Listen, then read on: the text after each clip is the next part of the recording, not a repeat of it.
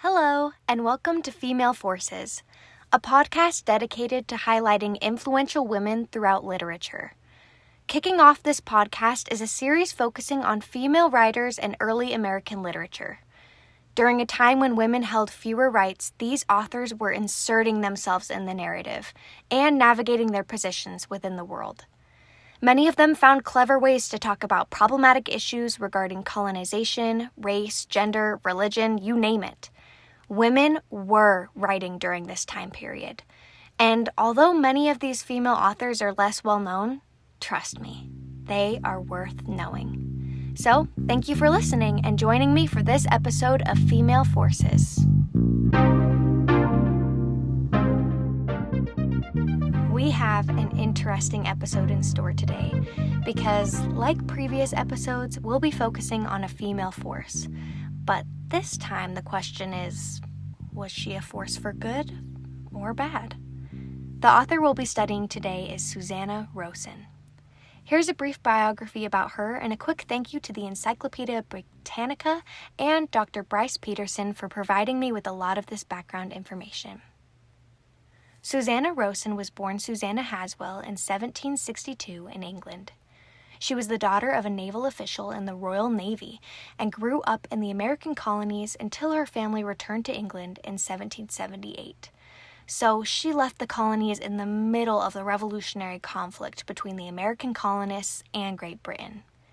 She worked as a governess and published her first novel in 1786. She's published many works. We'll talk about her most famous one later today. In her later years, she joined the stage with her husband and performed as an actress. She also wrote many plays and musicals. At some point, she returned to the States and ended up dying in Boston, Massachusetts, where she edited the Boston Weekly magazine and wrote articles for several other publications.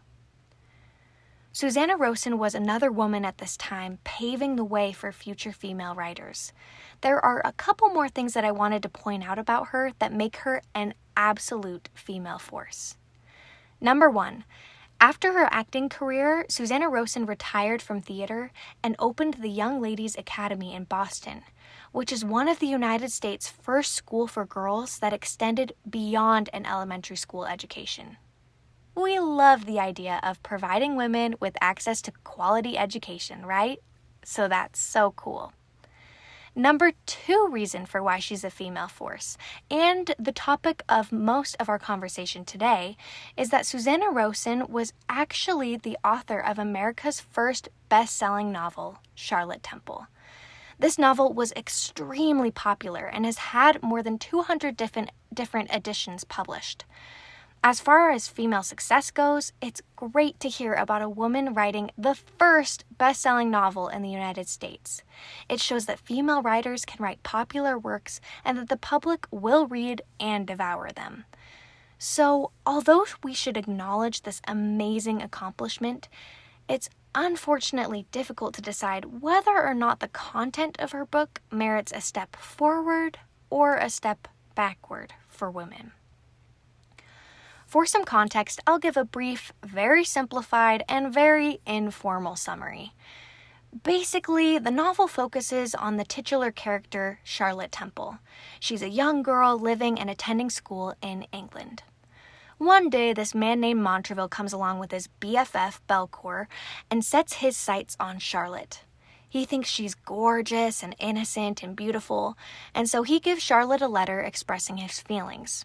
She doesn't want to open it, but she's heavily pressured by this wild teacher at the school named Mademoiselle Leroux.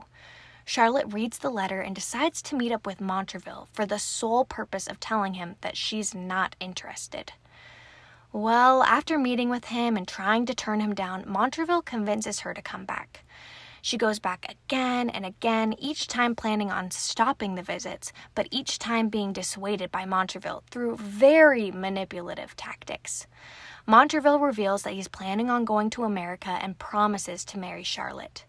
She's clearly distraught about the idea, especially after her parents decide to throw her a surprise birthday party on the day that she's supposed to leave for America. So she decides not to go, but ends up fainting at the dock while trying to tell Montraville that she's not going to go to America with him. Well, what happens? Montraville takes her to America with him anyways, with absolutely no intention of actually marrying her once they land there. He takes advantage of her and she ends up pregnant with this child. He abandons Charlotte for another lady and she is heartbroken. It's just a very sad tale that Susanna Rowson, or the narrator at least, frames as being a truthful story.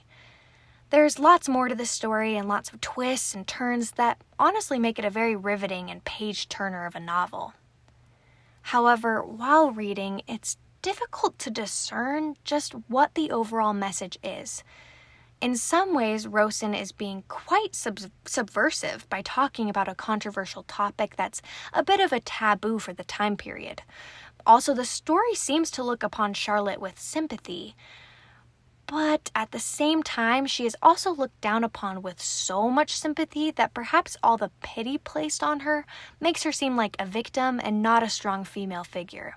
Charlotte is painted as a helpless and stupid girl who made a sinful mistake. This is explicitly stated throughout the story, especially by the narrator, who explains the target audience for her story as, quote, the young and thoughtless of the fair sex, end quote. Charlotte Temple then becomes a cautionary tale against getting pregnant out of wedlock and makes this situation seem like it's completely the woman's fault. And this story was apparently geared towards young girls. So, yeah, there's lots of problematic stuff to unpack in that. One thing that I wanted to specifically talk about was the very end of the novel. So if you're interested in reading Charlotte Temple for yourself and you don't want to hear any more spoilers, it might be a good idea to stop listening. I'll be discussing some major end plot points and exploring what they could possibly mean for the overall interpretation of the story. If you're interested and you don't mind spoilers, feel free to stick around because it's about to get interesting.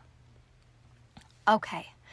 So the novel ends tragically with Charlotte dying shortly after childbirth. Her death could appear as anti-feminist because it participates in a larger trend present within literature, where female characters, especially those who are morally or sexually deviant, are frequently killed off by the author. In this literary tradition, the woman's ultimate death ends up sending a message of punishment and hopelessness for women everywhere who are tempted to deviate from societal or moral standards. Simultaneously, Charlotte's death could also be used as a message to society in general, saying, "Do you see how you failed this woman by shaming her and leaving her to fend for herself when she was clearly taken advantage of?" One piece of evidence that lends to this hopeful interpretation is the ending, when two characters, Montraville and Mademoiselle Leroux, take fault for Charlotte's passing. For Montraville, he tries to find Charlotte Temple after abandoning her. In the process, he stumbles upon a funeral. He asks someone like, who passed away? And the man says, quote, "'Tis a poor girl that was brought from her friends by a cruel man who left her when she was big with child and married another," end quote. In this moment, Montraville recognizes that the funeral belongs to Charlotte. The man's words also seem to place clear blame on Montraville by labeling him as a cruel man who left her and married another. His words do not seem to blame Charlotte at all, but rather the man who abandoned her and took advantage of her. This idea is further solidified when Montraville goes up to Charlotte's grave and says dramatically, quote, "Poor murdered Charlotte, hold one moment. Close not the grave of the injured Charlotte Temple till I have taken vengeance on her murderer," end quote. With these words, Montraville acknowledges that Charlotte did not bring herself to her own death. Instead, she was killed by another person, Montraville. When Charlotte's dad hears Montraville at the funeral, Montraville begs for Charlotte's dad to get rid of him, saying, quote, strike now and save me from the misery of my reflection." The dad was not about to save Montraville from the guilt that he felt. Instead, he says, quote, "If thou wert the seducer of my child, thy own reflections be thy punishment. Look on that little heap of earth, there hast thou buried the only joy of a fond father. Look at it often, and may thy heart feel such true sorrow," end quote. With this sentiment, Charlotte's father is asking for Montraville to reflect on his actions and remember Charlotte's death.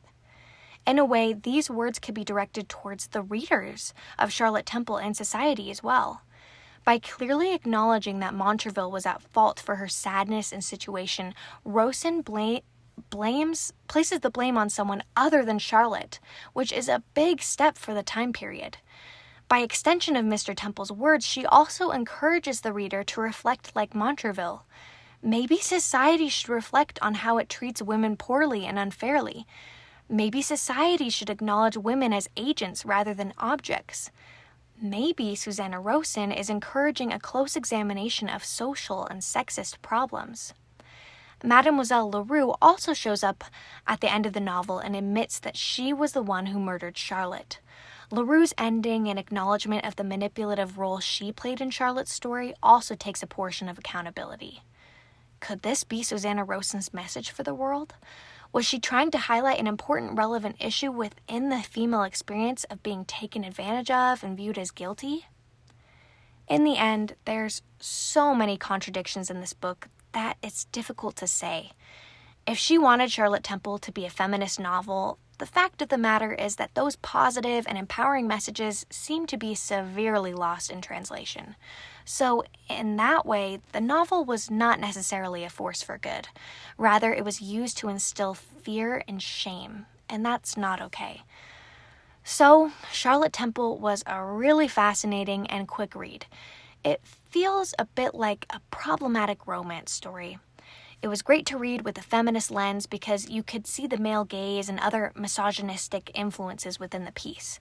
It also reflects a lot of issues facing women during the time period regarding consent, objectification, and more. Yet, if you don't read Charlotte Temple through this lens of learning, there's a lot of problematic and contradicting points within the novel. So, it's up to you. Maybe you'd like to read the novel and decide for yourself whether or not Susanna Rowson was a female force for good or bad. Or maybe we can just acknowledge that she was a powerful female force and published a groundbreaking novel for the time. Thank you for joining me on this third episode of Female Forces.